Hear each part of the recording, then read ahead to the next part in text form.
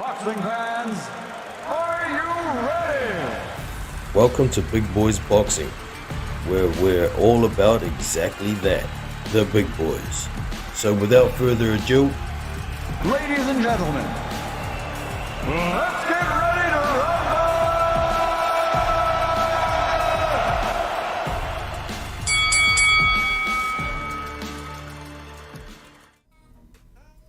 What up, team? Hope you're well. Welcome back to Big Boys Boxing. I'm Jono, your host. And today, we'll go through a bit of what's happening over the weekend, touch on some heavyweights that y'all may not know about. Of course, we've got the big Triple G and Canelo card this weekend as well, but we've got some other fights around as well. A few cruiserweights in action. And we got a bit of news going on as well. So, just give me a sec here. As per usual, shall post a link for y'all to join. If anybody wants to jump on, the link is there. Pin that to the top and go and get into the chat channel myself. Boom, I am in. So, I guess we'll start with a few fights that are happening that y'all may not know about. Just let me find my list here. Where is it?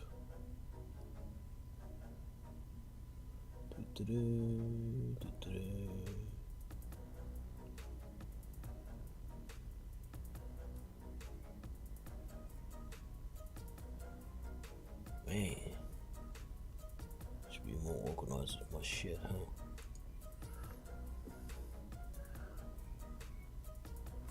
That's all Canelo Alvarez. Nah. Trying to find one in particular. Where is it? Is that it? There it is. We have Kevin Lerena, South African heavyweight. He's 27-0, will be in action on Friday in South Africa. He's in a 12-rounder against Marius Vak, the veteran, the chin of wok, the man with the iron chin. He's 36-8. He's well past his best, but he is taking on up-and-coming Kevin Lerena. I can't remember off the top of my head who Kevin Lerena has lost to, so give me a sec, I'm gonna find that out. Who did Kevin Lerena lose to?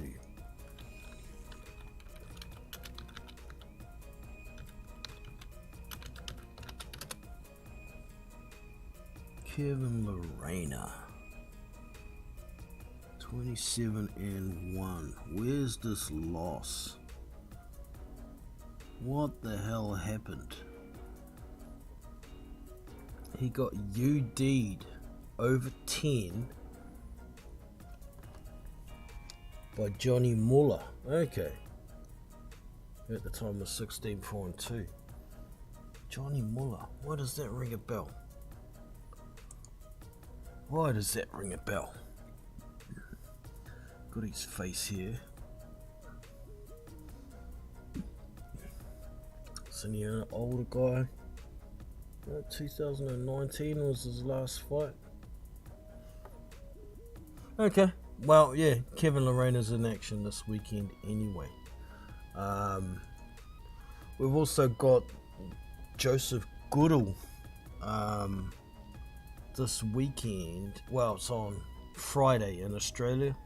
It'll be Thursday for many of y'all. He's taking on an island bloke. What's his name? Let me see.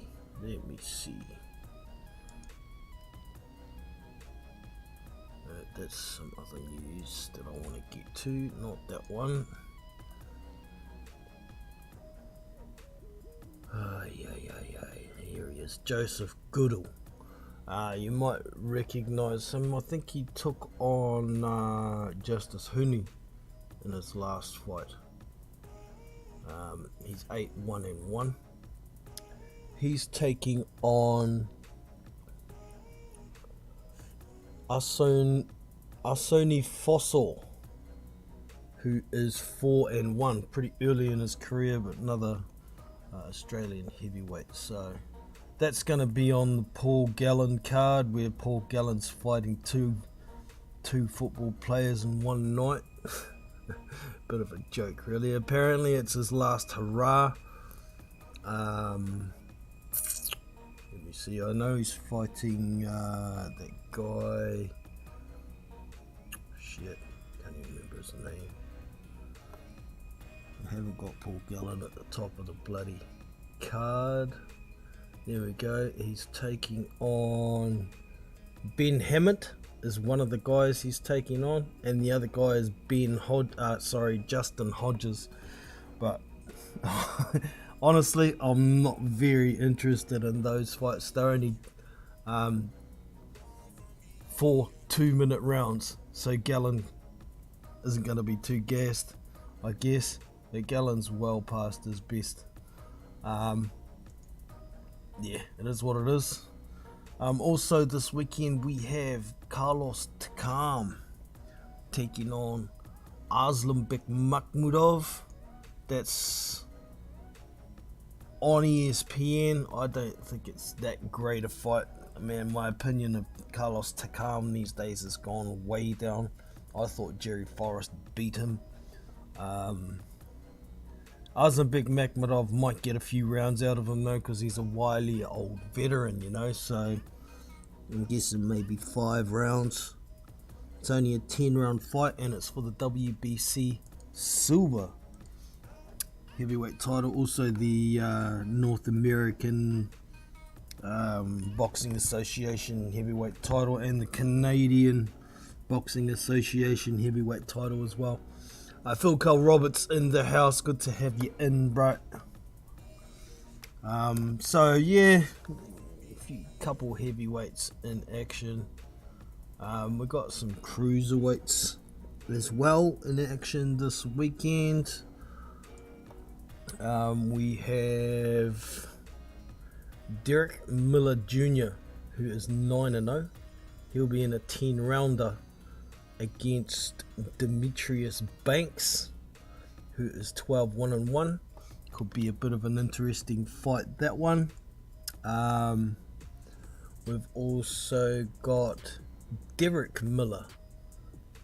Hey, no, have I clicked on the same one twice? Yeah, I have. It's Derek Miller, sorry.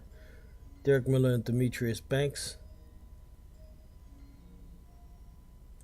There's the one I wanted. We've also got up-and-coming prospect Alice Zorro, who's 14-0. He's going to be in an 8-rounder against Dick Spellman. And most of y'all would know who Dick Spellman is. He's 18-5. He's been around the block a little bit. But honestly, I can't say that I remember seeing this Alice Zorro fight before. So it could be interesting. What else have we got here? We've got Denzel Bentley. It's going to be in action. He's 16-1 with 1 draw. He's going to be in a 12-rounder against Marcus Morrison, 25-5. Should be a pretty straightforward win for Denzel Bentley, I think, that one. But yeah, that's a middleweight fight, that one. But certainly with the look, it'll be broadcast. I can't remember who it was going to be on, what it was going to be on. It might have been BT actually. What else have we got here? Right, that's the one I just clicked on.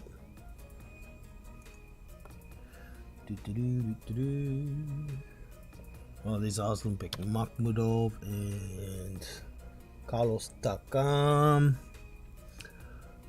What else? It's Kevin Moreno again.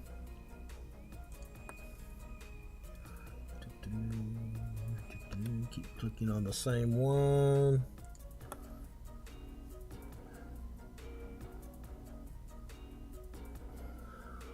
Yeah, then we move into the ones on the Canelo Alvarez. Oh no, we got Lyndon Arthur actually.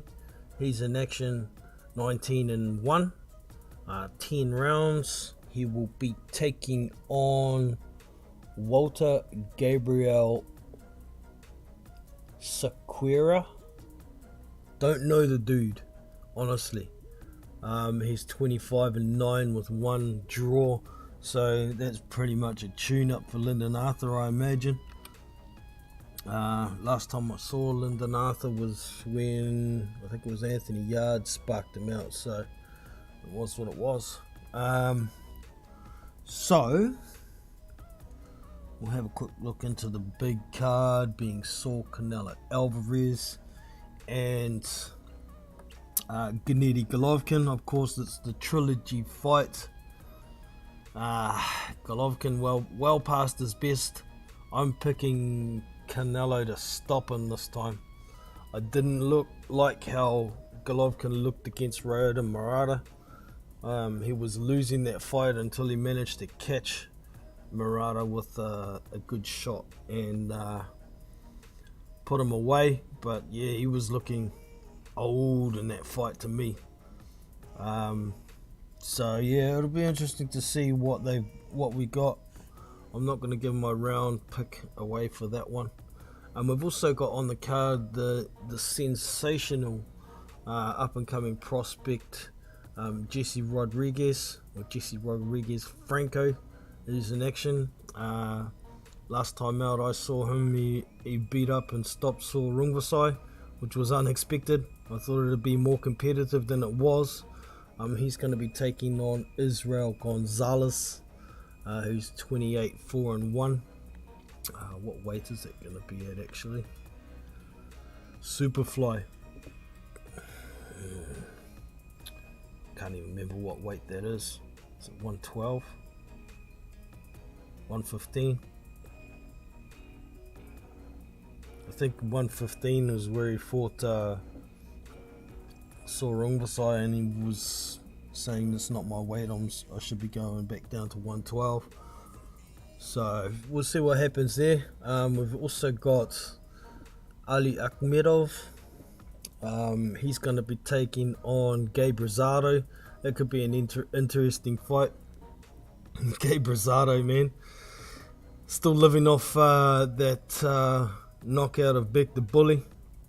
But let's face it, Gabe Rosado, it's the only chance he's got of winning most competitive fights these days, is landing a sneaky counter and getting a knockout. He's 26-15 with 1 draw these days. Akhmedov is 18-1, so that'll be an interesting fight. Also on the card we have Austin Williams, 11-0, up and coming prospect in a 10-round fight against Kieran Conway, 18-2-1. And that fight's going to be at middleweight, so that's definitely worth a look, that one. Diego Pacheco, also on the card, 15-0. He's also in a 10-rounder. This is a good card, man. Good card. I guess when you've got Canelo at the top of the bill, you can afford to pay some decent fighters. Diego Pacheco's going to be taking on Enrique Colazo, who's 16-2-1, and that one's also going to be at middleweight. Anything else worth mentioning here? Mark Castro, 7-0, up and coming prospect. He'll be in an 8-rounder against Kevin Mendoza, sorry. Kevin Manuel Mendoza. Don't know this dude. 7-1-2. That's going to be at lightweight, so that should be pretty straightforward win for Mark Castro. He's a bit of a beast, is Mark Castro. And finally, at the bottom of the bill, we've got Anthony Herrera, who's 2-0-1. He's going to be in a 6-rounder against Devin McKinley, 4-3-1. So that's pretty much that. A bit going on over the weekend, so it's a bit of those covered. Now it's time to gas bag a little bit. Get back into the chat. Just give me a quick look here. Find my window.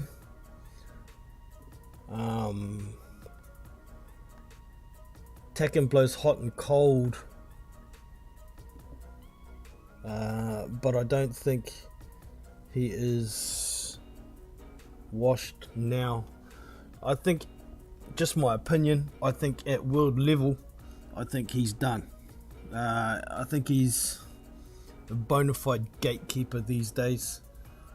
He's past his best. How old is the dude? Let's see. Must be 38 or something like that.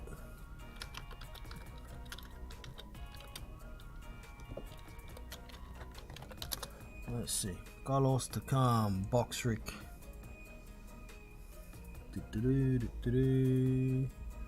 Stance, height 6'1.5". Age, nothing there. Doesn't have his age. I'm sure he's like 38 these days. Has it got his birth date? I'll work it out. Where is it? Age 6.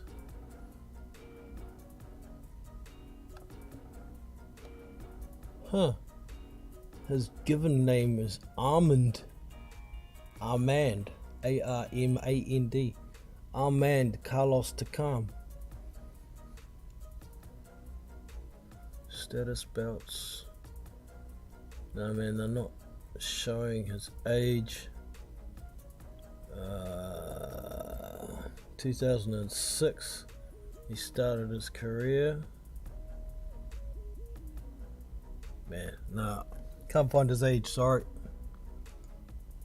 I'm sure he's getting up there in age. With the likes of somebody like Makhmudov, he's likely gonna try and get Makhmudov to punch, use his head movement and his footwork to make him miss for a while, try and tire him out, but Makhmudov's a beast. He'll get to him within about 5 to 6 rounds, I reckon. So I'm just guessing about 5 to 6 rounds myself. What else we got here? What's Phil got to say? I don't think he's washed yet. Thumbs up. Triple G also looked hurt against Danny. Against Devenchenko. Yeah, he did. He is getting old now. He's past his best, and I think those first 2 Canelo fights took a shitload out of him. He hadn't really looked the same since that second fight. I thought he won the first one, honestly. The second one, yeah, I thought Canelo won the second one. I didn't think that the first one should have been a draw. Hell to the no.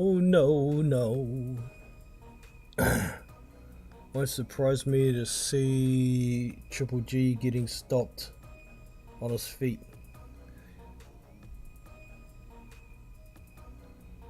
Around round 10 or 11. Yeah, I'm down with that, Phil, for sure. I think I've taken a bet for Canelo to win by stoppage round 9 to 12, the last 4 rounds. You know, Canelo's style, if he's cruising along at times, he likes to start stepping on it at about round 8 or 9, and I think it'll be too much for him this time. Oh, Steven, sorry bro, good to have you in, Steven. Good shit. What else we got here? Phil Roberts saying hello to each other. Takam is 41. Whoa. Yeah, he's done. He's done, I reckon. He's just for name notoriety. at this point for the top echelon of the up and comers anyway.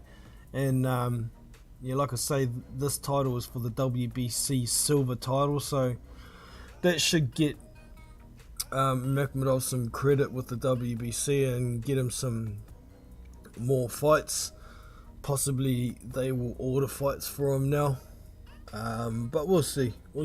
I think Takim's washed at elite level these days, but you know, I think he could still beat guys that are maybe top 50-ish, around top 50. But yeah, still fighting for some money, and good luck to him. I got nothing against the dude, I just don't think he's got what's needed at the elite level anymore. You can see the start of the demise at when Joshua stopped him. I thought he was starting to get on. I think he was like 36 or 37 then or something, wasn't he? So that's what it is. Alright, a good bit of news for us New Zealand boxing fans. Hemi the Heat Ahio is going to be in action again on the Kambosos v Haney undercard, along with David Naika is also going to be in action. But the best part of it is it's going to be free to air in New Zealand, that entire card. It's been a long time since we've had a big card that's free. You can go back as far as David Tua v Lennox Lewis was the last time we had a big card free to air on non-subscription TV. So I'm rapt that we're going to get that one for free. Now, I've heard through the grapevine that Hemi Ahio, his opponent, is likely to be Fainga Apilu. For those of you who don't know who Fainga Apilu is, he's, well, most people call him Django. That's his nickname. He's fought the likes of, well, the last time out he fought Lucas Brown. He was piecing Lucas Brown up until he gassed and then got stopped in the 7th out of 10 rounds.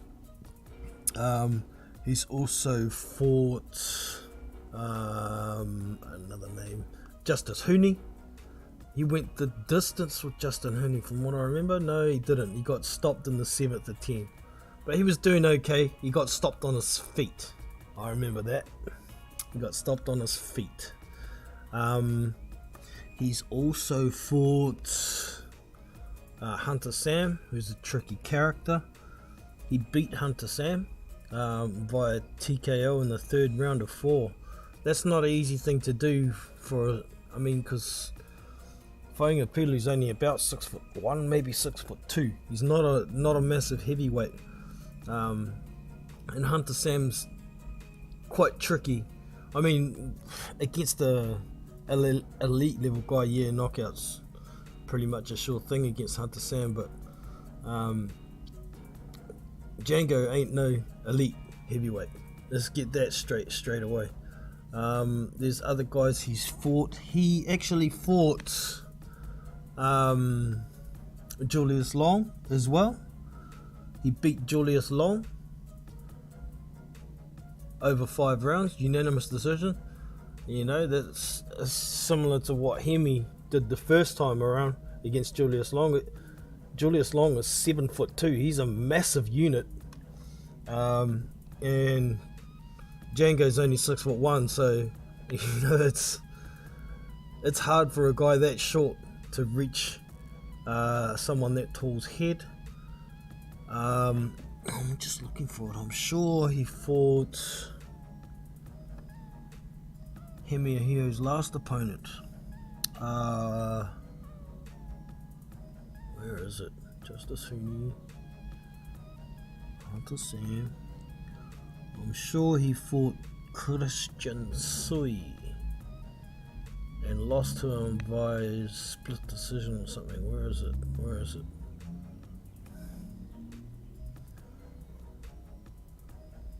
Patrick Thunder. He's fought this Patrick Thunder guy twice. I don't know who Patrick Thunder is. I don't know if he's one of Jimmy's Thunders. There it is. Christian Tsui. He lost to him via split decision. It was only a 3-round fight though. Who does 3-round fights? Dang. That's a short fight. That was a fair while ago though. 2018 that was. So you could look at this and say for Hemi, this isn't a step up. But if you look at Christian Tsui's disgraceful performance, fighting for half of the first round, pretty much giving up and not coming out for the second round against Hemi Ahio last time. And if you know anything about Django Apilu, dude comes to fight, man.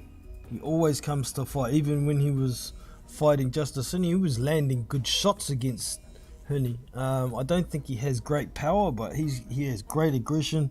Doesn't have the best defense, so this fight against Hemi Ahio is going to be fun, and it's gonna be free. We like free, man. Free is awesome. So I'm pretty wrapped about that news, to be honest. Yeah, I'm pretty happy, to say the very least. I'm not sure who David Naika's opponent is going to be yet, but we shall see. Oh yes, there was one other heavyweight fight happening this weekend that I forgot to mention. Nathan Gorman will be fighting, I think it's on the Lyndon Arthur card. Just let me have a quick look. Where is it? On that one we've got Gavin Gwynn, Lyndon Arthur, yeah, Nathan Gorman. But he's fighting the almighty TBA with, 5 days to go. So don't expect too much for that fight. Yeah, looking a bit shit. Is that one. So, let me get back to the chat here, see if you all been saying much. Another comment from Stephen. That's great news. What channel is it on? I'm not sure exactly what channel yet. I know it's TVNZ that have bought the rights, so it's either going to be channel 1, 2 or Duke. It'll be one of those three. It's a bit far along for me to try and look up on my free view guide just yet. I could look it up on a computer, I suppose, but they might not have it listed yet. But definitely it's going to be for free, that entire card, man.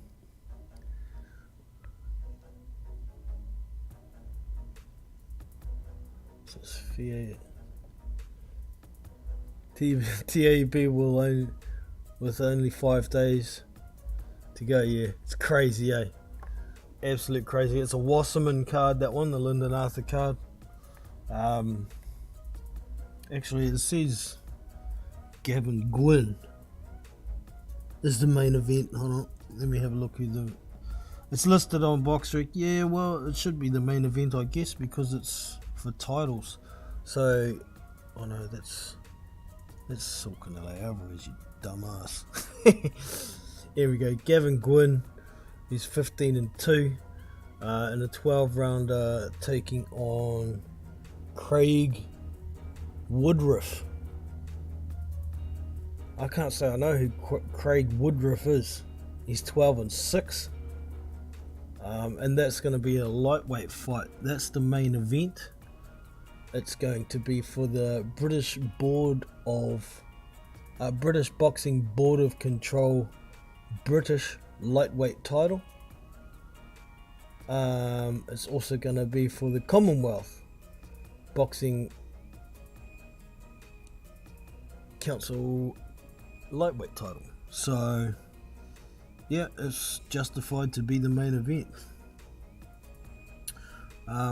So yeah, I was hoping to get that Nathan Gorman fight into the prediction league for this week. I've got most of the fights that I want sorted, but I'm gonna wait one more day before I post it, and it looks like there's going to be fights on Friday in South Africa, UK and US on there, so it'll be an earlier deadline. I know you two in the chat should be. I just wanted to notify you guys because you guys are always participating, so it's probably going to be Saturday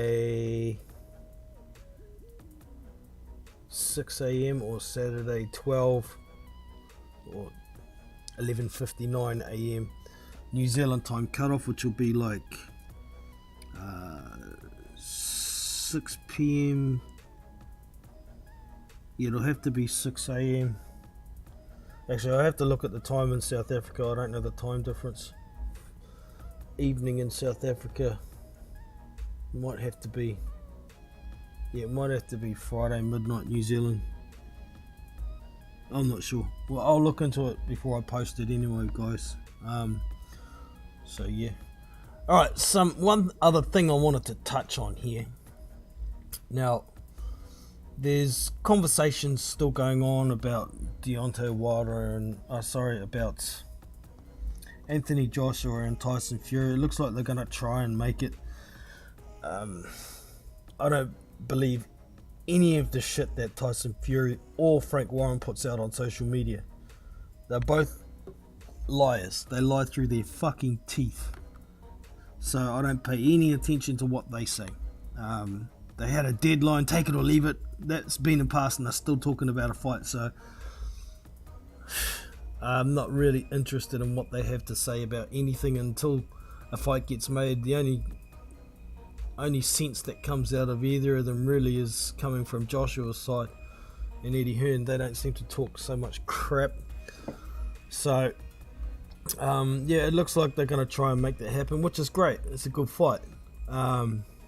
But the interesting thing is, to make it legit, the WBC have put Anthony Joshua into the WBC rankings now. They've dropped him in at number 6. Now this really makes me laugh. Anthony Joshua, the former 3-belt unified champion, 2-time champion, gets put in at number 6 after 2 points decision losses. Yet Deontay Wilder gets knocked the fuck out twice and he's still at number 1. What a fucking joke, man. We be crooks. We breed confusion. Man, that organization has just gone to the dogs. Poor old Jose Solomon will be turning in his grave.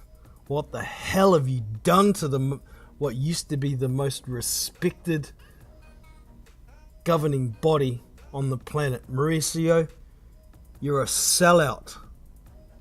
You're biased, you're corrupt, and you've made the WBC a fucking laughingstock, you idiot.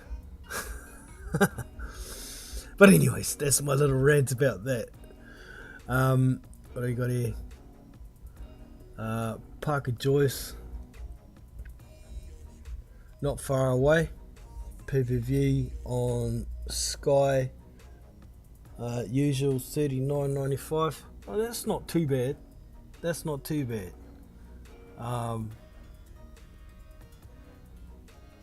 Parker PPVs have been a lot more expensive than that in the past.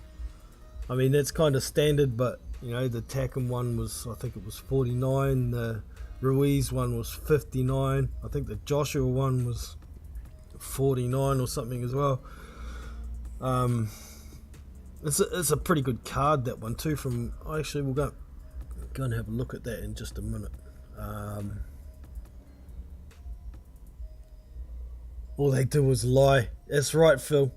Through their freaking teeth, and they seem to be convinced that the public believe the shit that they say. I mean, a lot of people do, and I can't believe how gullible they are.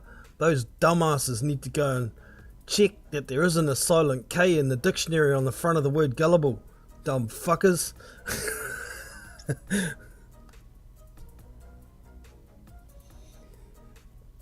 AJ loses next to Fury. I think you're probably right.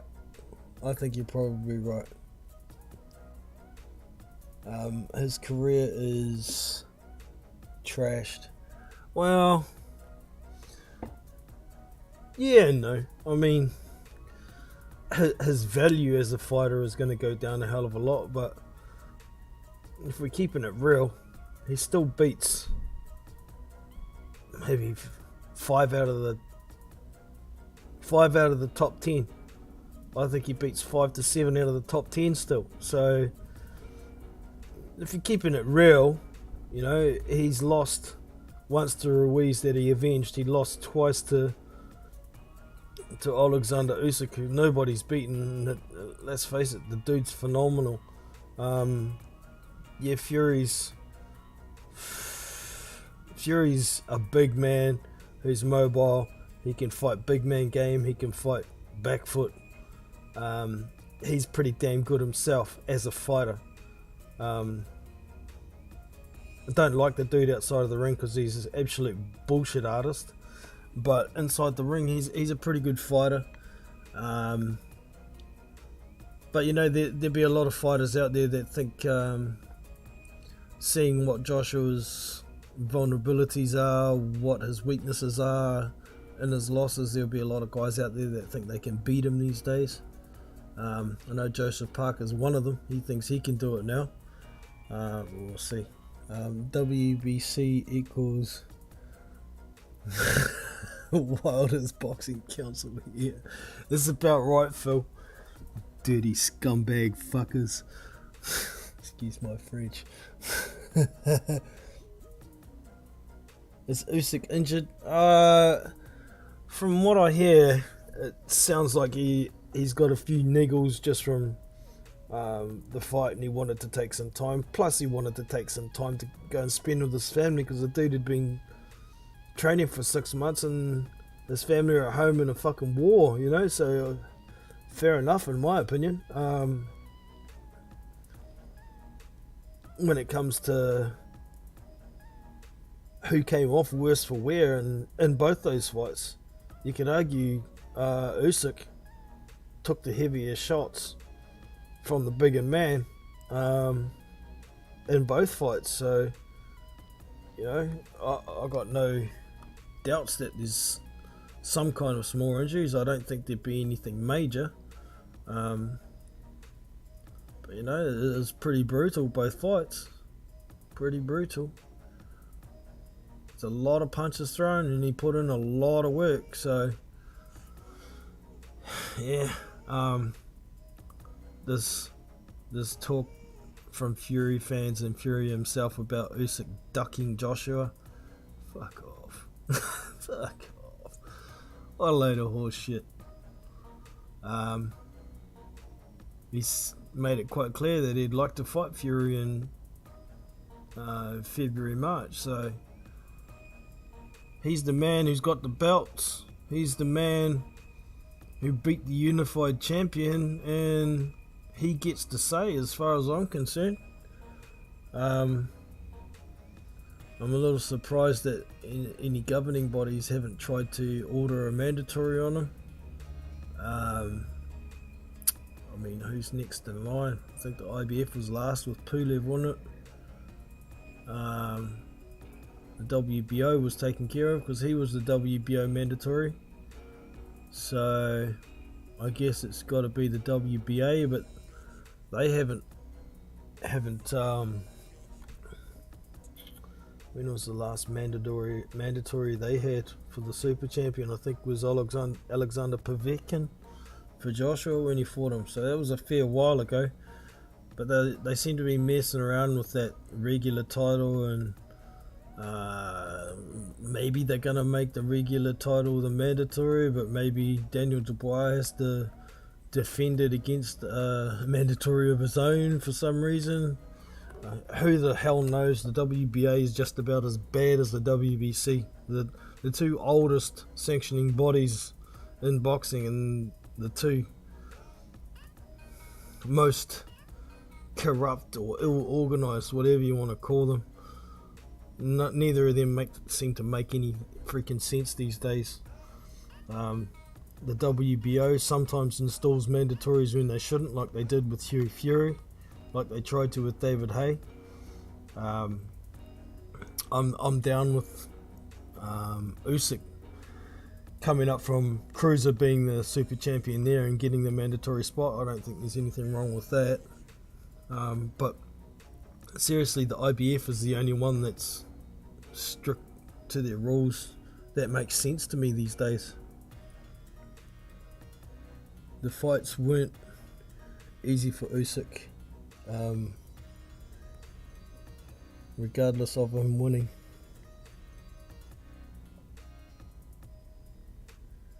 He's earned a break. Yeah, I agree with that. Man. It's just usually when there's a new champion installed, they try and push a mandatory on them pretty quickly after a rematch. But like I was saying, the IBF was sorted and the WBO was sorted, so there's only the WBA and they're a fucking shambles. So, yeah, have a break, Usyk, while you can. For God's sake, don't get killed in the war. Jeez. He did take big shots in the fights. Yeah, he did. Yeah. So yeah, what else is there? Parker Joyce is coming up. Is that next weekend? 24th? What's the date? Today is the 14th, so yeah, it's next weekend. Not the weekend coming, but the weekend after. That's right. I was going to look into that card, wasn't I? Let's have a look, because from memory, I thought it was a bloody strong card for a BT pay-per-view. It's quite unusual for them to have a really good card, so let's see.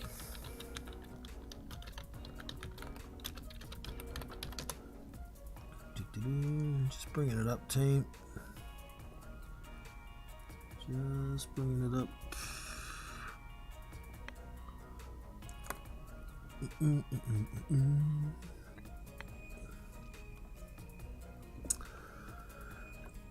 Alright, we've got Joe Joyce, 14-0, taking on Joseph Parker in a 12-round contest for the WBO mandatory position. Joseph Parker's 30-2. Chief support is Michael Magnassi, 21-0 in a 12-round fight against Anthony Kakasi. I think that's how you say it. Who's 19-1, and that will be a super featherweight fight. Not my cup of tea, but yeah, I'll watch it. Who else have we got here? How do we say this one? EKOW. Echo, I guess. Echo Usman. Yeah, 17-0. Also a 12-round fight against Samuel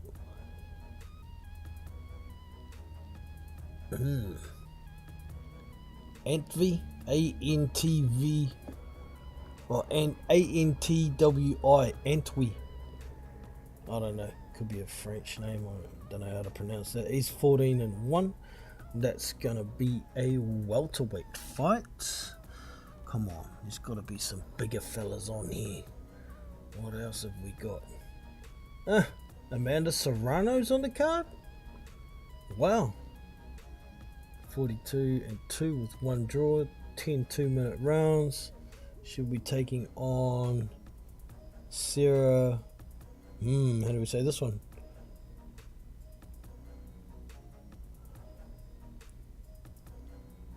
Mofford.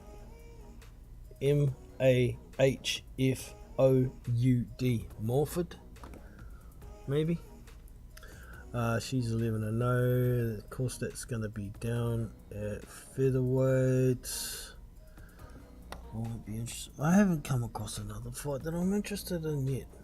Oh, here we go. Nathan Haney, 15-0. I like watching this dude fight. He's 10-0. He's taking on Jack Flatley, who's 19-2-1. That's going to be at middleweight, a little bit bigger. See, my interest just perked up straight away. Who else we got here? Raven Chapman, 3-0. Women's fight, 10 2-minute rounds. She'll be taking on Jacqueline Guanini. I think I've seen her fight before. It's 10-4-2. That's also going to be at featherweight. Man, there's only one other fight I'm interested in there so far. What else we got? Mark Heffernan. Okay, 28-2 with one draw. 8-round fight. Fighting the almighty TBA at middleweight. Man, that TBA makes a lot of different weights. Must be hard on the body.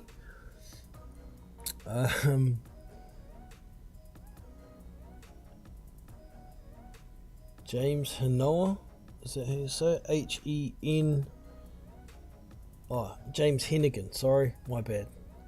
7-0, 6-round fight. Taking on Rod Douglas Jr., who's 3-4-0. Garbage fight, middleweight. That's garbage.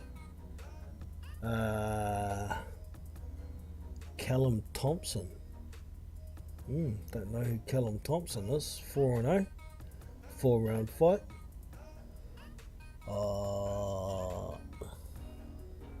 Delmar Thomas. This is his opponent. He's 5-2. That's going to be at lightweight.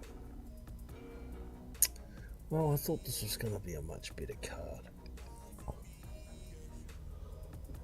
Anir Akbar, 3-0, 4-round fight.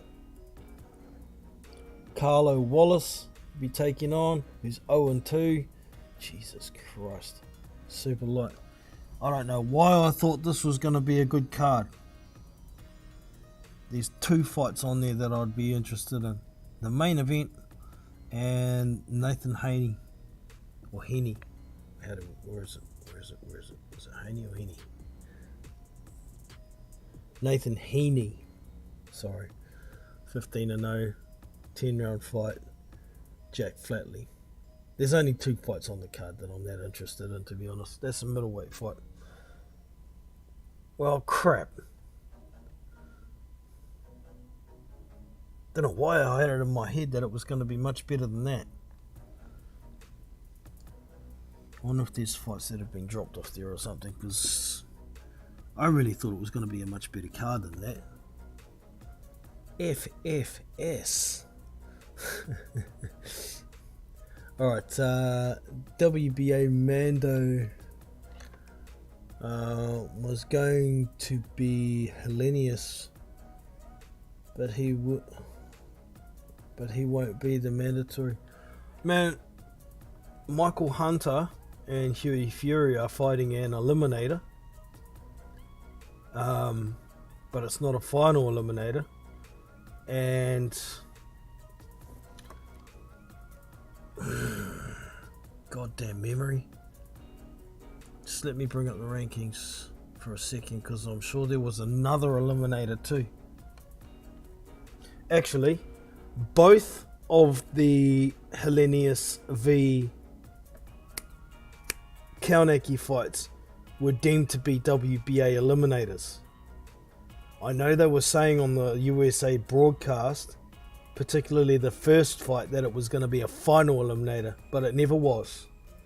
It never was. It was just an eliminator. So it was supposed to be the winner of Hunter and Fury, Hughie Fury, was supposed to be taking on the winner of Kaunaki v Hellenius. But now Hellenius has gone off and done his own thing. I wouldn't be surprised if they end up making Michael Hunter and Hughie Fury just a straight final eliminator. Just let me look at the rankings to see if it's justifiable though. Where do we go? Boxing Scene, they keep their rankings up to date pretty well. So we go rankings, official rankings. Right, WBA.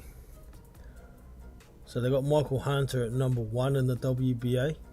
Robert Helenius, they've still got ranked at number 2, but he's fighting in the WBC Eliminator. So we'll see what happens there. Hughie Fury is number 3. So because Robert Helenius has gone off and done his own thing, after taking legal action against the WBA, by the way, before he signed the fight with Wilder, he was taking the WBA to court for not having him in a final eliminator or installed as the mandatory. And then he goes off and does this, and now it's fully justified Hughie Fury and Michael Hunter to be a final eliminator. But the thing is it going to be a final eliminator for Daniel Dubois, or is it going to be a final eliminator for Alexander Usyk? So much confusion with all this crap going on, so it's hard to know what the fuck the WBA are doing. What's up, Kevin? Hope you're well, mate. Good to see you, brother. What do we got here?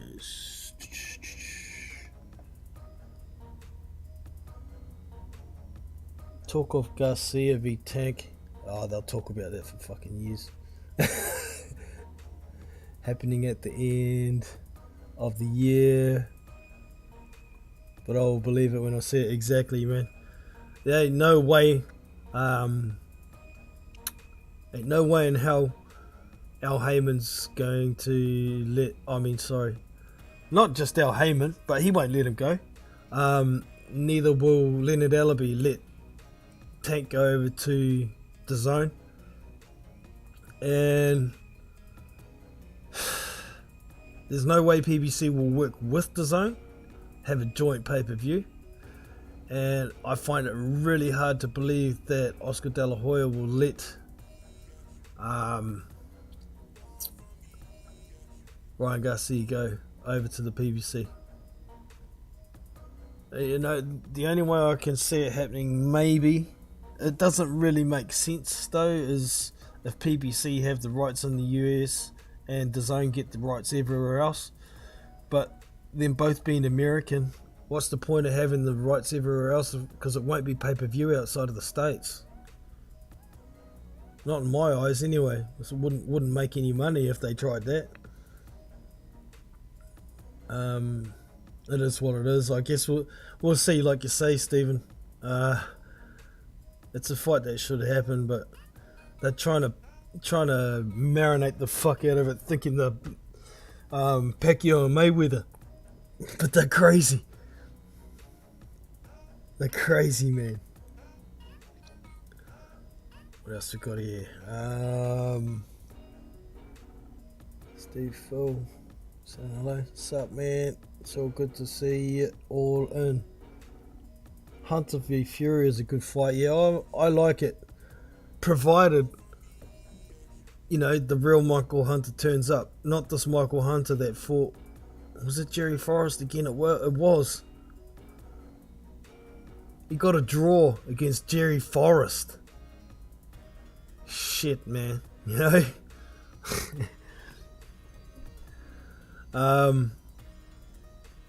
You know, Michael Hunter's pretty much still living off that win over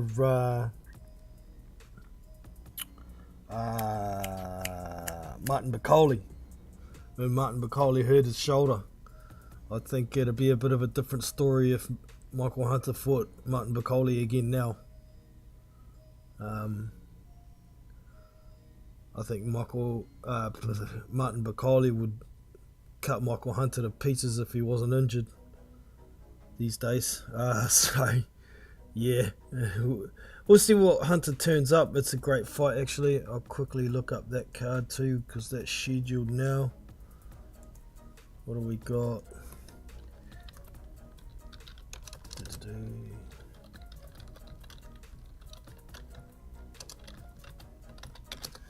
Michael Hunter v Hughie Fury. Oh, what? It's not on BoxRec. crazy ass shit. I'm sure that was confirmed for a dang it. Yeah, I'm sure that they got a fight date for that, but it's not on Box Rec, so my old ass memory ain't gonna remember it. Sorry, team. I think it was in October sometime, off the top of my head.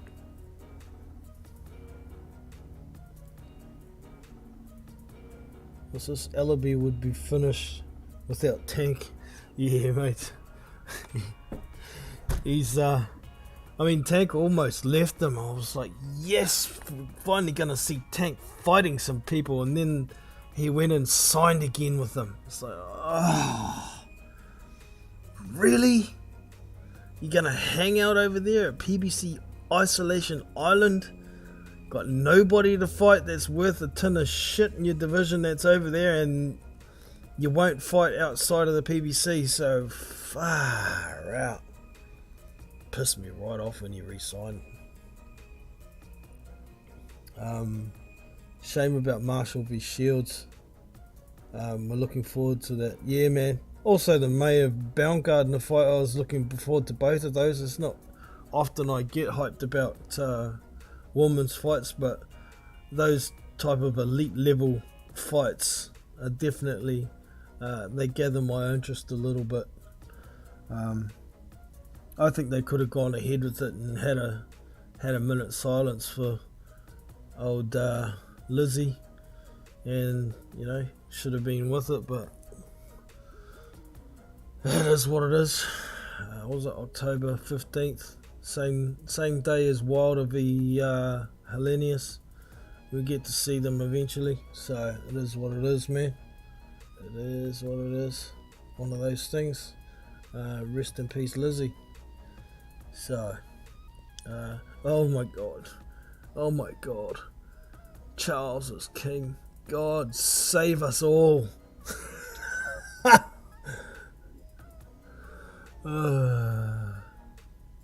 God save us all.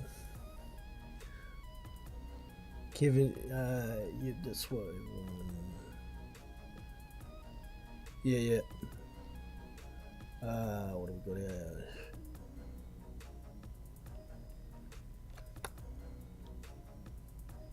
Jerry Forrest has made a few of the top 10 look bad. He has.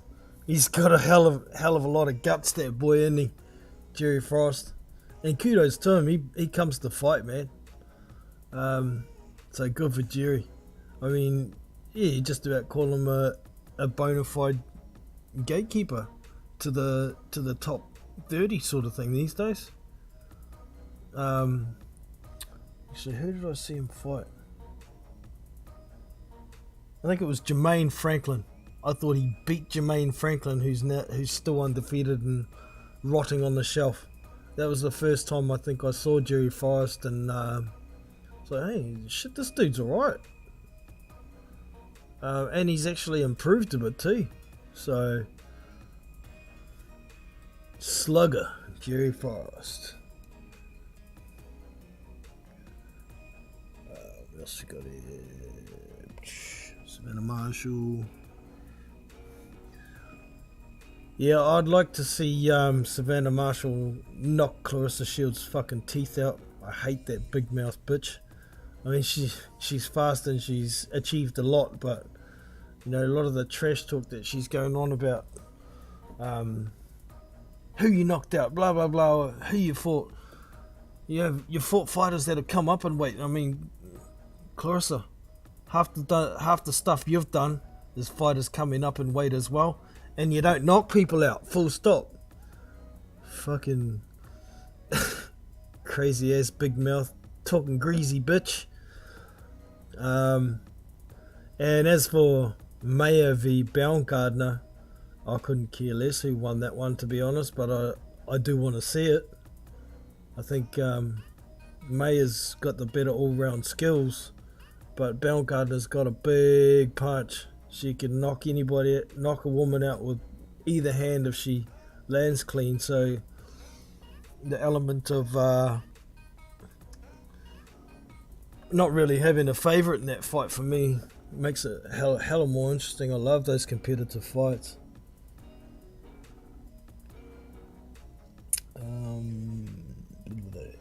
agree.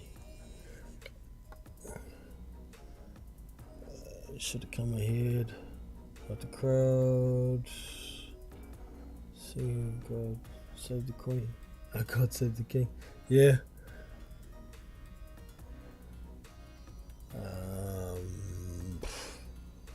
I got Wilder and Marshall.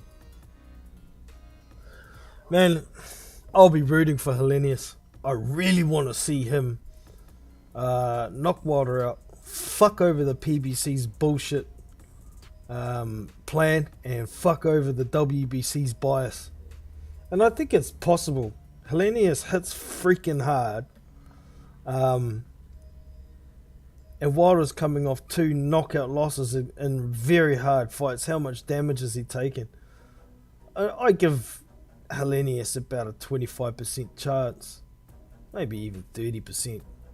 He knows what Wilder brings. He's been in his camp a fair few times, and I'm damn sure he'll be training his ass off for this. So hopefully he doesn't tire like he did against Duopa and get stopped, or tire against and Gerald Washington and get stopped. This is basically the only times he's been beaten proper. I mean, he lost against Dillian White, but he broke his hand in the second round on Dillian's face in that fight and ran for the rest of it, did what he had to do to survive. But those other 2 losses were basically due to him getting tired. So he works on his stamina and his conditioning.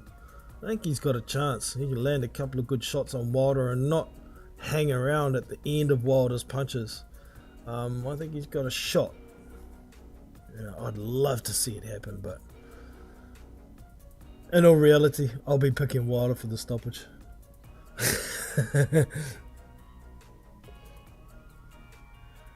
She's got to use that jab properly. She should be able to neutralize. Keeps moving. Neutralize a lot of what Shields can do. Yeah, I think a lot of it's going to come down to timing too, Stephen. The timing's going to be massive because Marshall was nowhere near as fast. She's going to have to try and analyze and pick up a pattern and pick a big shot. Knock her head clean the fuck off. Excuse my French. But yeah, I really want to see Clarissa Shields' teeth knocked right in so she can't talk. I'm sick of hearing her.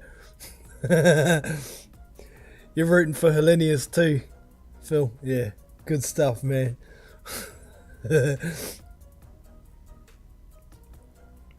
I got Mayer on points, yeah. I think that's the most likely outcome.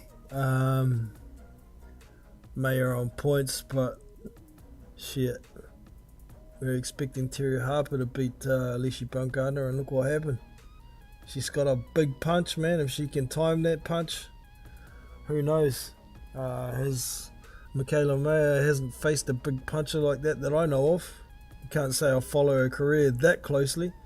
I mean, the best fighter I think she's faced was that, what's her name? That Russian chick who failed at the Olympics, who throws 10 million punches but has no power. You fellas know the chick I'm thinking of.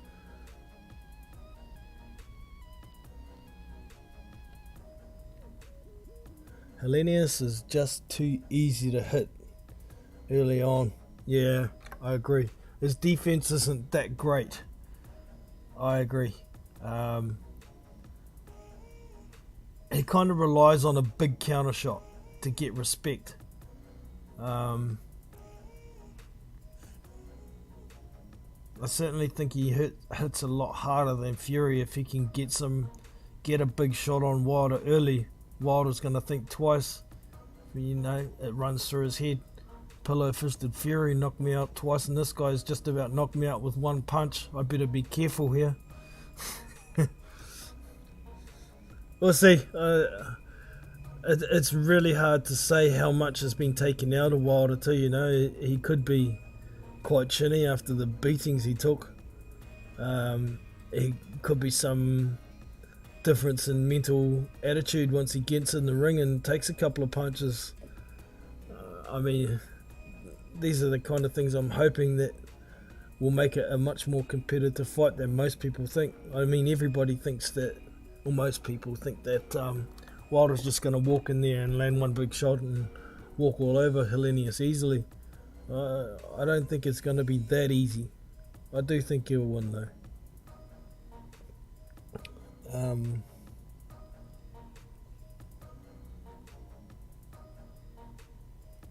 He gets possessed. Yeah, Harry used to be... Okay.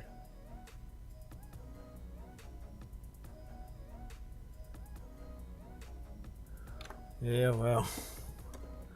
Ain't many dorky looking gingas around that have got a missus as hot as that. I guess there's got to be a price you pay, eh? There's got to be a price. There's always a price to pay with women. If it ain't one thing, it's another. One way or another, you pay.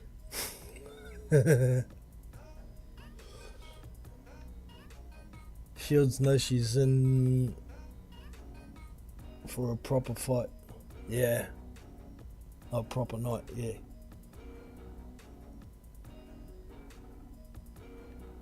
What's Shields gonna be like if she gets KO'd? What would I'd say, oh, she had something in her gloves. My coach spiked my water. My hairdo was too heavy. How many excuses could she come up with? Can she compete with Deontay Wilder?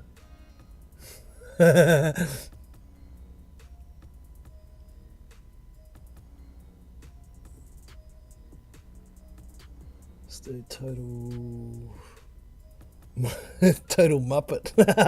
I like that.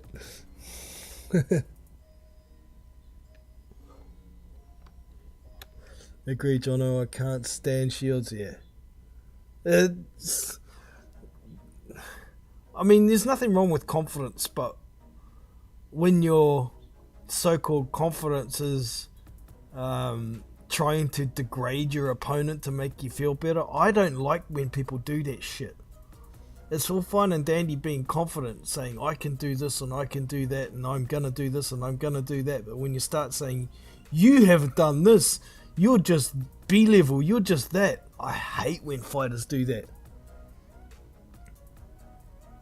So you'll hear me most times when you see a fighter say stuff like that, I'm going to say I hope they get their fucking teeth knocked out. I hope they get their head smacked off. But yeah, that's just me. That's just me. What else you got here? Water in a skirt. Yeah, that's it. That's it.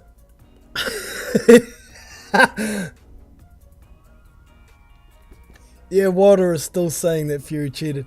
Exactly.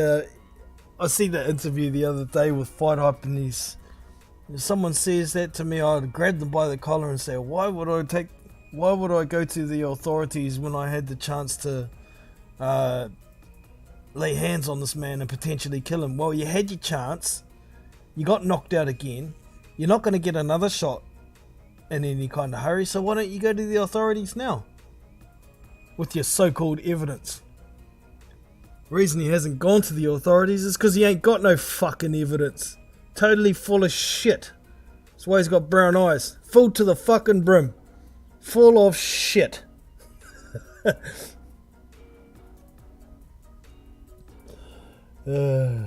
Self-proclaimed the GOAT, yeah. That's it. She made up that name, and she says everybody in the world calls me the GOAT. No, they don't. No, they don't. You and your fans call yourself the GOAT, and that's about it. Stupid fucking name. Choo-choo! Yeah, that's it. That's it. Oh, I love it. I love it. That's a goodie.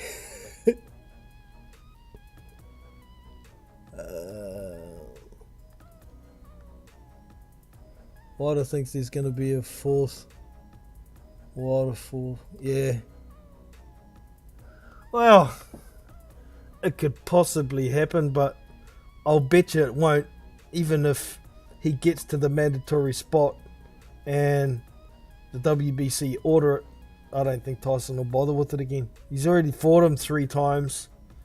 You know, if he fights Joshua and gets a massive payday, he might not even fight Usyk. So I can't see there ever being a fourth fighter. I think he's crazy. I think he's deluded, like you say there, Kevin, for sure.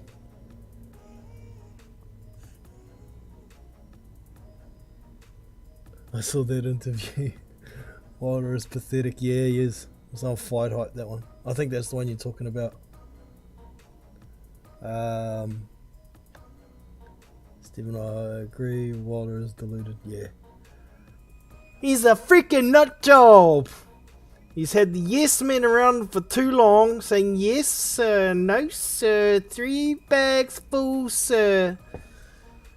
I'll kiss your feet sir, you are the king. And he believes it. He speaked it. He believed it. Now he's we have to receive the shit that comes out of his mouth. No chance. Fury won't fight him again. Joshua hopefully. Usyk, then retirement. Mate, yeah, I agree. That would be my plan if I was Tyson. No point in going near Wilder again. No point whatsoever. There's better money to be made elsewhere. They already flogged that bloody horse with the bullshit when they come to the promotion and all shit. They flogged that horse for all it was worth. There ain't nothing left in that horse. That horse is beat down, ready to be turned into fucking cat food, put in a can. So, nah. No more Wilder Furies, please. Hell to the no, no, no. Alright, what else we got coming up off the top of my head that I can think of? Not a lot at this point. I see Eddie Hearn, Bob Arum was talking about he'd like to make Jared Anderson v Philip Hrgovic. And I see Eddie Hearn's response saying he says he'd like to make that fight, but he wouldn't. If he did, it would be bad management, and I'd agree. Not that I don't think Anderson would have a chance against Hrgovic. It's just a big jump in class. Yes, Anderson looks spectacular at this stage, but he hasn't even really fought intermediate level fighters yet. So, you know, what's the best he's fought? Bloody, is it Alexander Teslenko or Kingsley Ibe? I mean, come on. Those guys ain't anywhere near world level. So I'd like to have them make what's his name?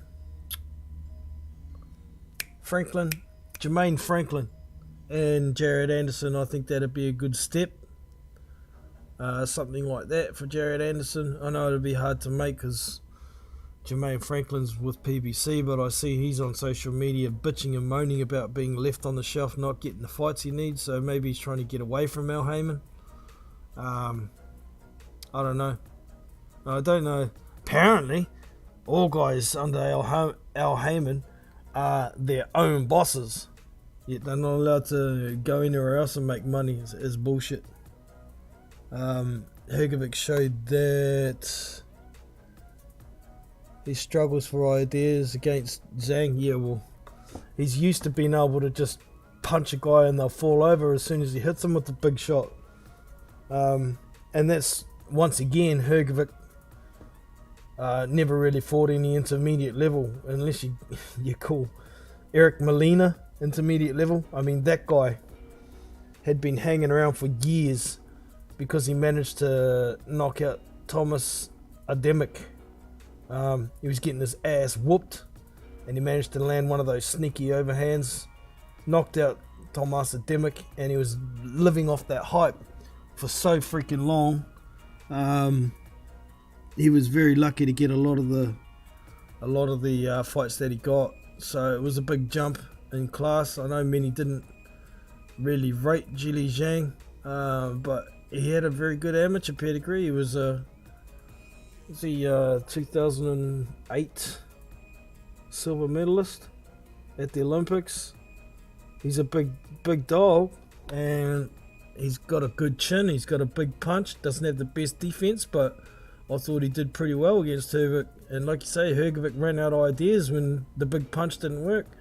It was quite interesting to see him have to get on his bike a bit and use his actual boxing skill, use a bit of speed with his combinations, and do some proper work rather than throw these big wide looping shots, smacking guys behind the head, making it dirty as shit. He actually looked pretty clean for a change.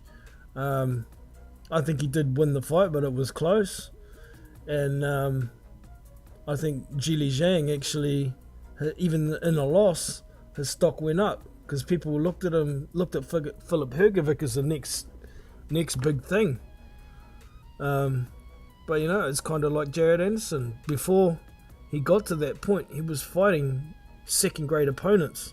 When he got there, it was a big shock. If Jared Anderson ended up doing the same thing, I think we'd see the same sort of thing. So holy shit, this is a lot harder than I imagined it to be. Now what do I do?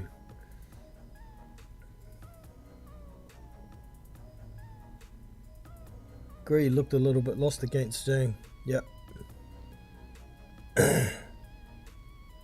Did you see that Fraser Clark fight? Yeah, that was shocking.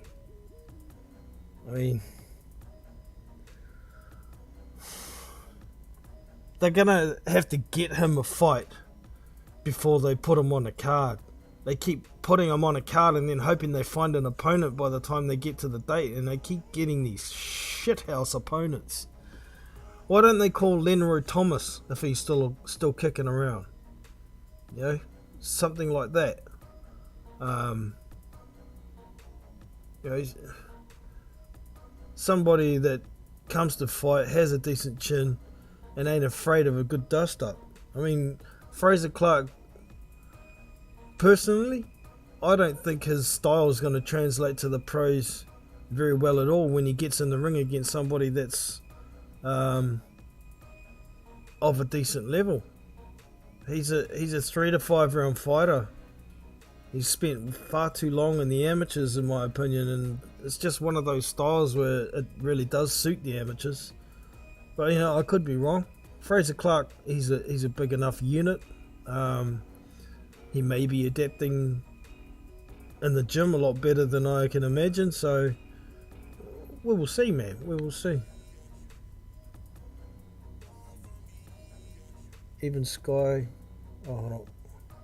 Let me show the sources.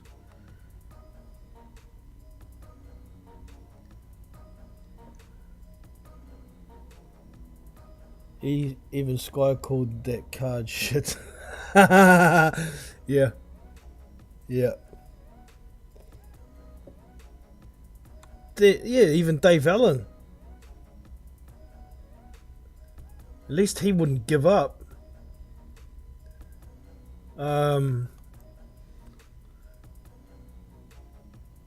Like Joe Joyce,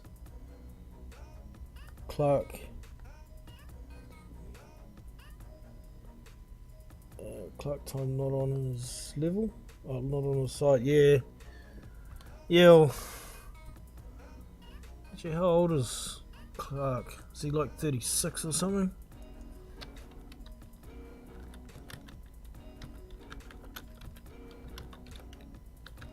He's only 32.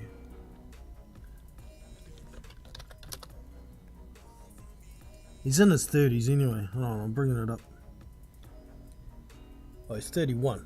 So he's not that old, but he'd been in the amateurs for a shitload, a long time, eh?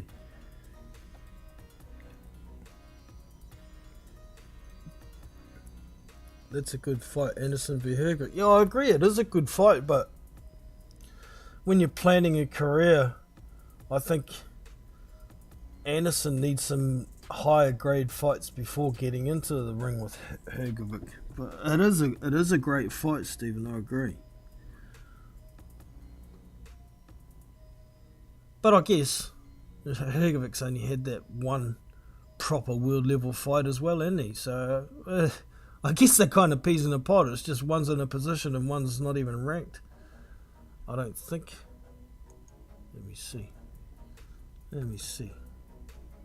It'll be WBO if it's anywhere, because he's a Bob Arum fighter. Joseph Parker, Anthony Joshua, Frank Sanchez.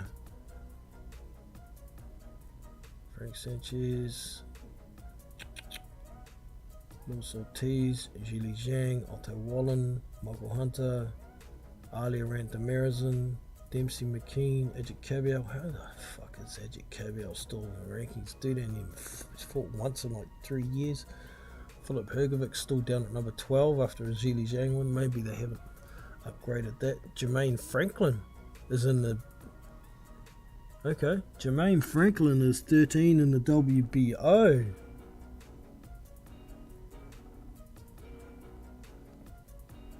Martin Bacoli down at 14 after beating Tony Yoka. Wow. Vladislav Sarenko at number 15. I thought I would have seen Jared Anderson down at the bottom of those WBO rankings. Oh, Tony Yoka's still at number 10. Above Dillian White in the IBF. Frank Sanchez. Martin McCauley. Surely Anderson's not above any of them. Anthony Joshua, Joe Joyce, Joseph Parker. No, that's the IBF. What do we got here? WBA. Scrolling. Arslanbek Makhmudov is at number 6 in the WBA. Linear Pero 7. Trevor Bryan 8. Jan Kazabutsky at 9. Lucas Brown's back in the rankings, number 10 with the WBA. Ajit Cavill. Otto Wallen at 12. Kevin Loreno, who's fighting this weekend, is number 13 with the WBA.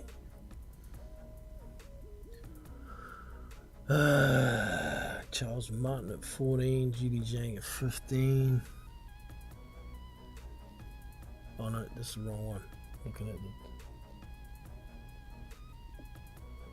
the Ivan Daichko at 15. Didn't he get knocked out by somebody recently, an upset? Was it Curtis Harper? Sure it was Ivan Daichko. Or was it someone else?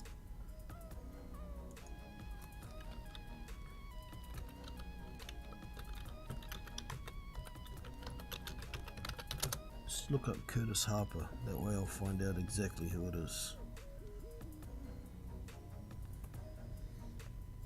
Curtis Harper, majority decision win. I'm sure he fucking knocked someone out.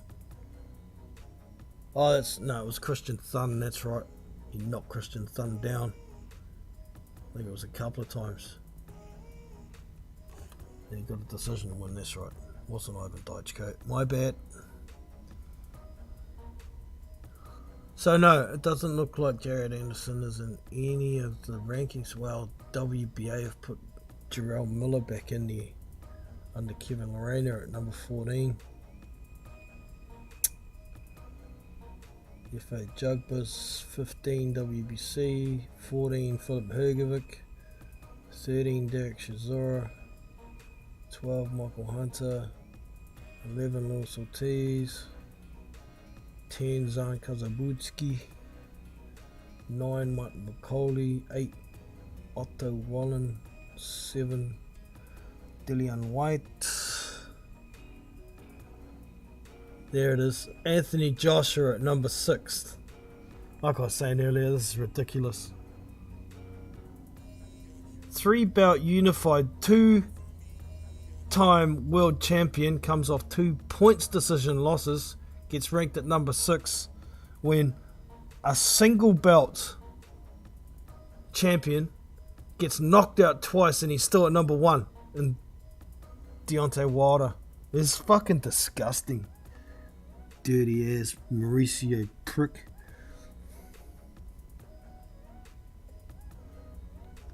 Lucas Brown, number 10, yeah. I guess Junior Farr was in some rankings and he knocked him out in the first round, so I guess he deserves a ranking. With what the fuck is the deal with Edric Cabell? Yeah, man. Let's look him up. When did he last fight?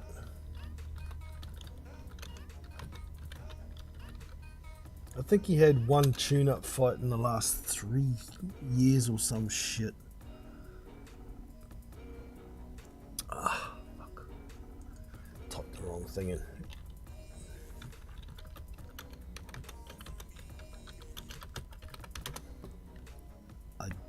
Ajit Kabayel, 22-0 with 14 KOs.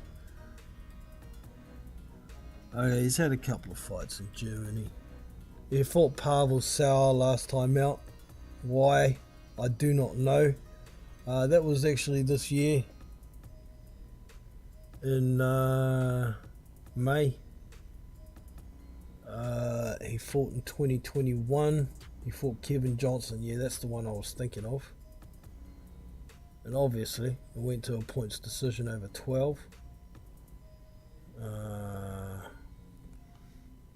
Doesn't say anything about any kind of belt or...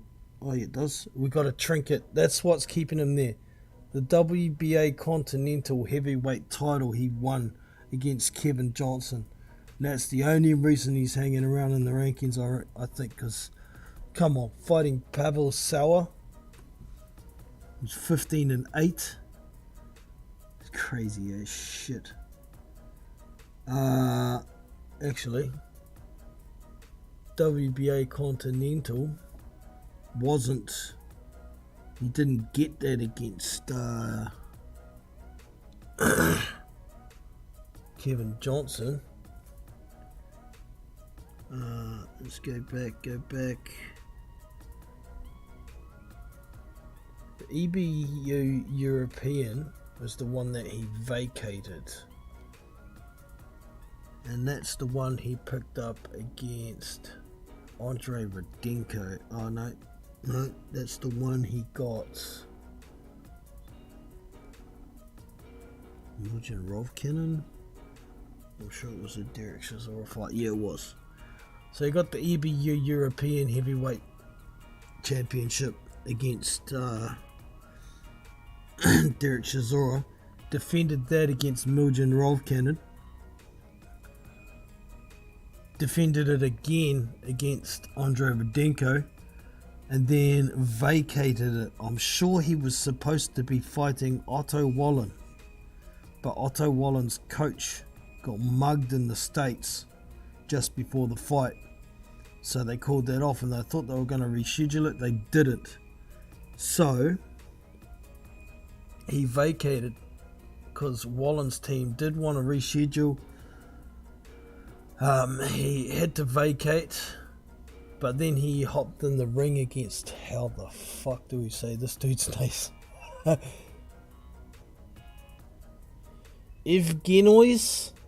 Maybe that's how you spell Evgeny properly. Evgenois. We'll say Evgeny. Lazaradis, who was 2-0. 16-2, sorry. And he picked up the WBA Continental title there. So he defended it against Kevin Johnson, and then he defended it. Actually, no, this fight against Pavel Sauer wasn't for that WBA Continental belt. I'm guessing because Pavel Sauer isn't ranked high enough for that belt to be on the line. So I'm guessing Edric Cabell still holds that belt. Let's see if they show it. They usually have a list of belts, but there's nothing showing on here. Oh, he's got a fight scheduled. Holy McJesus. Andre Bunga. He's going to be fighting Andre Bunga next weekend. Ajit Kabiel. So it's an 8-round fight. It doesn't say anything about no WBA Continental. Let's have a look at this Andre Bunga. 6-12 with 1 draw. Holy shit, he's a bum.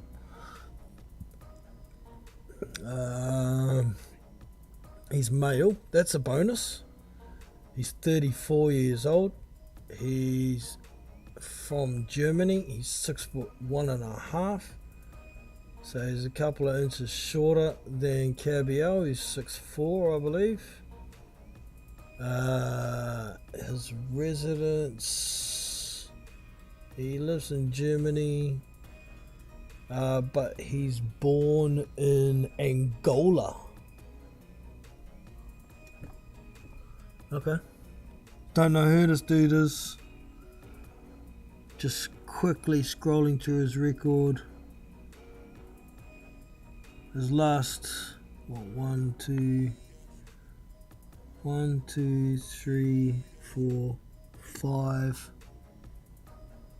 6. Last 6 fights have been in Germany. The one before that was in the UK, and he fought Nick Webb. Okay, I don't remember. He lost via a 6-round decision. Wow. A points decision against Nick Webb. So it can't be that chinny, because Nick Webb can hit pretty hard. Before that was Germany. Okay,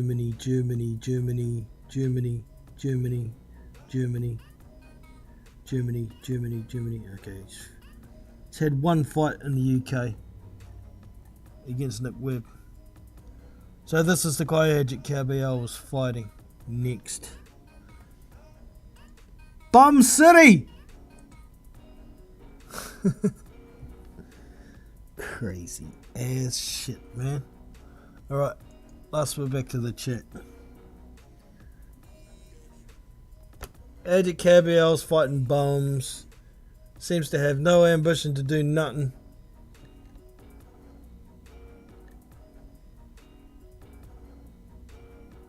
I missed that Pavel Sal fight. It was in Germany, so pretty hard to get a lot of broadcasts, but I wouldn't be surprised if it's up on some YouTube channel, because a lot of them in Germany actually stream live, or they get posted on a YouTube channel from those Germany fights. So I don't know, I might have a look around and see what I can find, see if I can find something. But I think that's about us for today, team. Been yarning long enough. But if you haven't already, make sure you hit that thumbs up, hit the subscribe, and the bell icon for future content notifications. Y'all look after yourself. I will be doing a fight party for the Paul Gallen v2 football players or rugby players. I think it's on tomorrow. Yeah, it is tomorrow night. Joseph Goodall's going to be on that card. I'll be definitely watching that. I might not even watch the rest with Paul Gallen and all that other crap, because it's crap. I don't really like to watch crap, so we'll leave it at that. I hope you all stay safe, look after yourselves, and I'll catch you in the next one. Take it easy, team. See you. So that's us for today. I hope you have enjoyed. You can show your appreciation with a thumbs up and subscribe to the channel if you haven't already. Be sure to check out our Discord community, where you can find boxing news, fight links, live streamed fights, and much more. So look after yourself and your family. I'm Jono from Big Boys Boxing, and I'm out. See you!